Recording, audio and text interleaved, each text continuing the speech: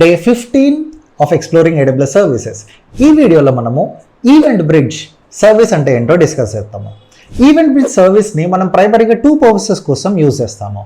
1 event based triggers కోసము, 2 schedule based triggers కోసము.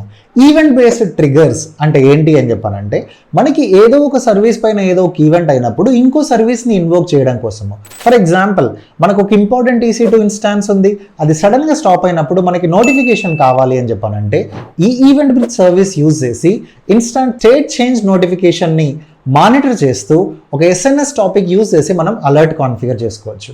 So దీన్ని మనము ఈవెంట్ బేస్డ్ ట్రిగ్గర్ అంటాము. దాంతోపాటు షెడ్యూల్ బేస్డ్ ట్రిగ్గర్స్ కూడా కాన్ఫిగర్ చేయొచ్చు. ఫర్ ఎగ్జాంపుల్, మనకు ఒక లాంబ్డా ఫంక్షన్ ఉంది, ఆ లాంబ్డా ఫంక్షన్ మనకి పీరియాడికల్గా రన్ అవ్వాలి. ఫర్ ఎవ్రీ 30 minutes ఆ లాంబ్డా ఫంక్షన్ ఇన్వోక్ కావాలి అని చెప్పానంటే, ఈ ఈవెంట్ బ్రిడ్జ్ షెడ్యూల్ మెథడ్ని యూజ్ చేసి మనం పీరియాడికల్గా ఆ లాంబ్డా ఫంక్షన్ని కూడా ఎగ్జిక్యూట్ చేయొచ్చు. లాంబ్డా ఫంక్షనే కాకుండా మనకి ఈవెంట్ బేస్డ్ కానీ షెడ్యూల్ బేస్డ్ కానీ స్టెప్ ఫంక్షన్ ఫ్లో స్టార్ట్ చేయాలి అని చెప్పనన్నా, లేదంటే ఏదైనా బ్యాక్ సర్వీస్ ఫెయిల్ అయినప్పుడు నోటిఫికేషన్ రావాలి అన్నా కూడా ఈ ఈవెంట్ బ్రిడ్జ్ సర్వీస్ని మనం ప్రైమరీగా యూజ్ చేయొచ్చు.